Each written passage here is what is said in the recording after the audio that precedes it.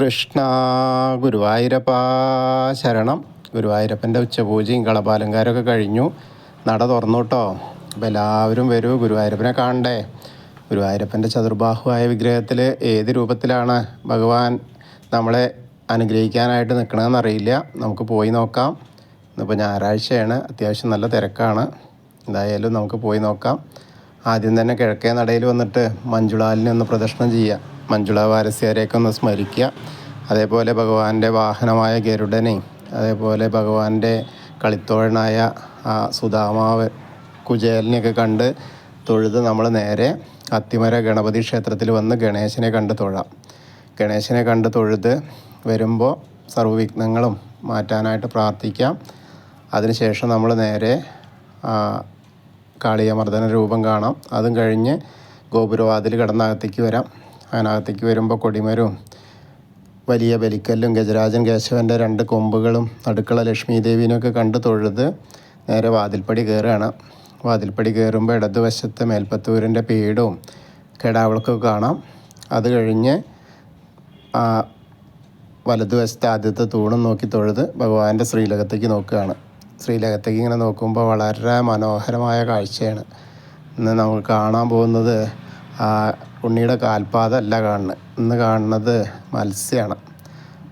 ദശാവതാരത്തിലെ ആദ്യത്തെ അവതാരമായ മത്സ്യാവതാരമാണെന്ന് ഭഗവാന്റെ ഗുരുവായൂരപ്പൻ്റെ ശ്രീലകത്ത് ആ കളഭാലങ്കാരത്തിലൂടെ വിരിഞ്ഞിരിക്കുന്നത്.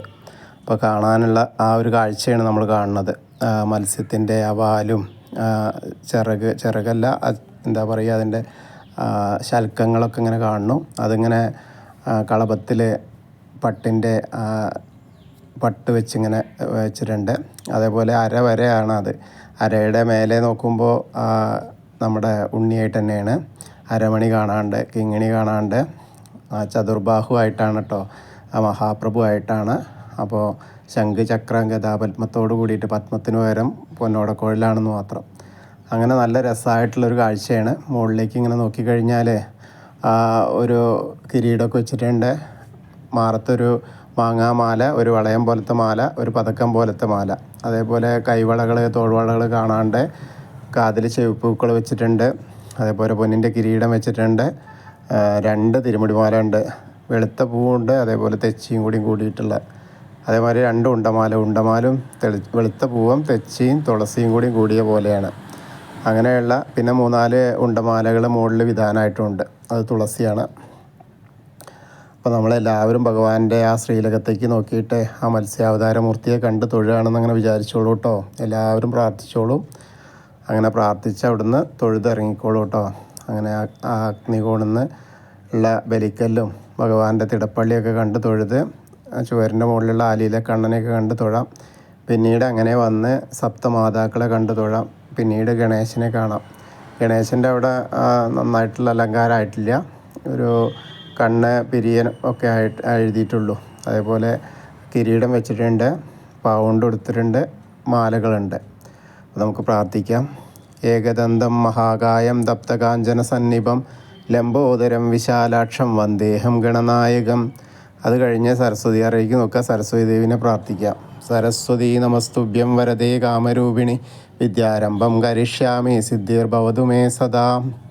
അങ്ങനെ അവിടെ കണ്ട് തൊഴുത് ആ കോർണറിലുള്ള ഗണേശനെ കണ്ട് തൊഴാം. പിന്നീട് മത്സ്യം, കൂർമ്മം, വരാഹം, നരസിംഹം വരെയുള്ള രൂപങ്ങളൊക്കെ കണ്ട് തൊഴുത് ഓദിക്കൻ്റെ അടുത്ത് നിന്ന് അർച്ചന പ്രസാദമൊക്കെ വാങ്ങാം. പിന്നീട് വാമനരൂപവും ഗജേന്ദ്രമോക്ഷത്തിൻ്റെ രൂപമൊക്കെ കണ്ട് തൊഴുത് നേരെ നമ്മൾ ആനന്ദശായിയായ അനന്തപത്മനാഭനെ കാണാം. അവിടെ ധാരാളം മാലകളുണ്ട്. വെളുത്ത മാലയാണ് കൂടുതൽ.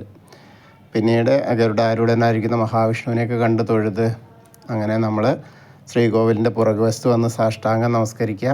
നമസ്കാരമൊക്കെ കഴിഞ്ഞ് മുകളിലേക്ക് നോക്കിയാൽ ആ ഉഗ്രരൂപിയായ നരസിംഹസ്വാമിയെ കാണാം. അതിനുശേഷം നമ്മൾ ആ ഭീഷ്മരുടെ ശരശയ്യൊക്കെ കണ്ട് അങ്ങനെ നമ്മൾ വരുമ്പോൾ ബാക്കിയുള്ള ദശാവതാര വിഗ്രഹങ്ങൾ ശ്രീരാമചന്ദ്രൻ, ഭാർഗവരാമൻ, ബലരാമൻ, ശ്രീകൃഷ്ണനെയൊക്കെ കണ്ട് തൊഴുത് മുരുകനെയും കണ്ട് തൊഴാം. പിന്നീട് ഹനുമാൻ സ്വാമിയുടെ അടുത്ത് വരുമ്പോൾ ഒരു ശകരം പോലും കുങ്കുമവും ഇല്ല, അതേപോലെ മാലകളും ഇല്ല എന്ന് നമുക്ക് പ്രാർത്ഥിക്കാം.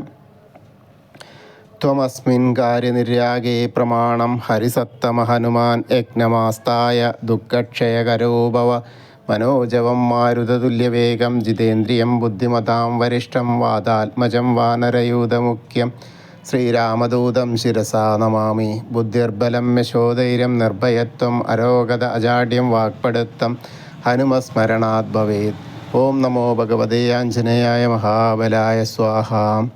ഹനുമാൻ സ്വാമിയെ കണ്ട് തൊഴുത് പ്രാർത്ഥിച്ചു വരുമ്പോൾ രാധാകൃഷ്ണ വിഗ്രഹവും കാളിയമർദ്ദന രൂപവും എണ്ണക്കണ്ണനെയൊക്കെ കണ്ട് തൊഴുത് നമ്മൾ ഓവിൻ്റെ അവിടെ വന്ന് പ്രാർത്ഥിക്കാം. തൊട്ടടുത്തുള്ള താമരക്കണ്ണനെ കണ്ട് തൊഴാം.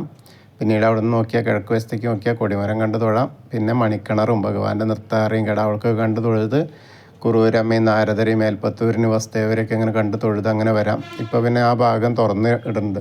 അപ്പോൾ എല്ലാവർക്കും അങ്ങനെ തൊഴാം. ഇനി എപ്പോഴാണ് അടയ്ക്കുകയെന്നറിയില്ല. അങ്ങനെ ആ വസുദേവരെയൊക്കെ കണ്ട് തൊഴുത് നമ്മൾ വടക്കേ നടയിലൂടെ പുറത്ത് വന്ന് പ്രസാദ കൗണ്ടറിൻ്റെ അവിടെ നിന്ന് ചന്ദനം തീർത്ത് വാങ്ങാം. അത് കഴിഞ്ഞ് എടത്തരികത്തുകാവിൽ ഭഗവതിയെ കാണാനായിട്ട് പോവാം. അങ്ങനെ നമ്മുടെ മുന്നിലെത്തിയാലേ ഇന്ന് നോക്കുമ്പോൾ ഗോളക തന്നെയാണ്, നല്ല വെള്ളിയുടെ ഗോളകയാണ്. നിറച്ചും അലങ്കാരം വേറെ ഉണ്ട്.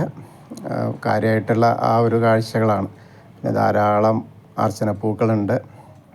അപ്പോൾ നമുക്ക് പ്രാർത്ഥിക്കാം. സർവമംഗളമാംഗല്യേ ശിവേ സർവാർത്ഥസാധികേ ശരണ്യേ ത്രയംബകേ ഗൗരി നാരായണി നമോസ്തുതേ. അമ്മയെ കണ്ട് തൊഴുത് അവിടുന്ന് വരുമ്പോൾ ആ കോർണറിലെത്തിയിട്ട് വടക്ക് പടിഞ്ഞാറ് ഭാഗത്തേക്ക് നോക്കി തിരിഞ്ഞു നിന്ന് മമ്മിയൂരപ്പനെ മനസ്സിൽ വിചാരിച്ച് നമശിവായ നമശിവായ നമശിവായ എന്നുള്ള പഞ്ചാക്ഷരി മന്ത്രം ജപിക്കുക. മമ്മിയൂർ പോയിട്ട് ദർശനം കിട്ടിയ പോലെയാവും. അപ്പോൾ ആ ഒരു അനുഗ്രഹം നമ്മളിലേക്ക് എത്തും. അത് കഴിഞ്ഞ് നമ്മൾ ആ കൊടിമരത്തിൻ്റെ അവിടെ ഒന്ന് വീണ്ടും ഭഗവാന്റെ ശ്രീലകത്തേക്ക് നോക്കിയിട്ട് ആ മത്സ്യാവതാരമൂർത്തിയെ ഒന്നുകൂടി കണ്ടു തൊഴാം. പിന്നീട് അങ്ങനെ വന്ന് നേരെ നമ്മൾ ആ കൂത്തമ്പലത്തിൽ വന്ന് തൊഴാം. അപ്പോൾ കിടാവിളക്ക് കാണാം. പിന്നെ അയ്യപ്പസ്വാമിയെ കാണാം. അയ്യപ്പസ്വാമിയുടെ അവിടെ വളരെ മനോഹരമായ കാഴ്ചയാണ് അയ്യപ്പസ്വാമി. എന്തായാലും ഇപ്പോൾ കുറേ ദിവസമായിട്ട് നല്ല സുന്ദരനായിട്ടാണ് കേട്ടോ അയ്യപ്പസ്വാമി ഇരിക്കുന്നത്. പീലിയൊക്കെ ചൂടി ആ ഓടക്കുഴലൊക്കെ വെച്ച് പട്ട് ഞൊറിഞ്ഞെടുത്ത് നല്ല രസമുണ്ട്. ധാരാളം മാലകളും സ്വർണ്ണമാലകളും കിരീടമൊക്കെ വെച്ചിട്ടാണ്. അപ്പോൾ നമുക്ക് അയ്യപ്പസ്വാമിയെ പ്രാർത്ഥിക്കാം. ഭൂതനാഥ സദാനന്ദ സർവഭൂതദയാപര രക്ഷ രക്ഷ മഹാബാഹു ശാസ്തേ സ്തുഭ്യം നമോ നമ. അത് കഴിഞ്ഞ് അവിടുന്ന് വന്ന് നേരെ നമ്മൾ പടിഞ്ഞാറ നടയിലുള്ള ദീപസ്തംഭത്തിൻ്റെ മുകളിലുള്ള വേണുഗോപാലിനെയും കൊടിമരത്തിൻ്റെ മുകളിലുള്ള ഗരുഡധ്വജനെയും കണ്ട് തൊഴുത് തെക്കേ പടിഞ്ഞാറ നടയിൽ കൂടെ പുറത്ത് വന്ന് നേരെ ആ രുദ്രതീർത്ഥക്കുളത്തെ പ്രദക്ഷിണം വയ്ക്കുക. പ്രദക്ഷിണം വയ്ക്കുമ്പോൾ നടുക്കിലേക്ക് നോക്കിയാൽ കാളിയമർദ്ദന രൂപിയെ കാണാം. പിന്നീട് അങ്ങനെ പൂന്താനം തിരുമേനി പൂജിച്ചിരുന്ന ആ ചെറിയ ഉണ്ണിക്കണ്ണൻ്റെ വിഗ്രഹം കണ്ട് തൊഴാനായിട്ട് നാരായണാലയത്തിൽ പോയി അവിടെ നിന്ന് തൊഴുത് വന്ന് നേരെ ഭഗവതി നടയിലും കിഴക്കേ നടയിലും വന്ന് പിന്നീട് തെക്കേ നടയിലേക്ക് വരിക. തെക്കേ നടയിലെത്തിയാൽ ആ കൂവളത്തെ പ്രദക്ഷിണം ചെയ്യുക. പ്രദക്ഷിണം ചെയ്യുമ്പോൾ മഹാദേവനും പാർവതീദേവിനെയും ഒക്കെ മനസ്സിൽ വിചാരിക്കുക. അപ്പോൾ നമ്മൾ ഇന്നത്തെയും ഗുരുവായൂരപ്പൻ്റെ ഉച്ചപൂജയും കളപാലങ്കാരമൊക്കെ കണ്ടു തൊഴുതു. എല്ലാവർക്കും ആ ഗുരുവായൂരപ്പൻ്റെ അനുഗ്രഹം ലഭിക്കും. കൃഷ്ണായ വാസുദേവായ ഹരയേ പരമാത്മനെ പ്രണതക്ലേശനാശായ ഗോവിന്ദായ നമോ നമ. ഹരേ കൃഷ്ണ. ഗുരുവായൂരപ്പാ ശരണം.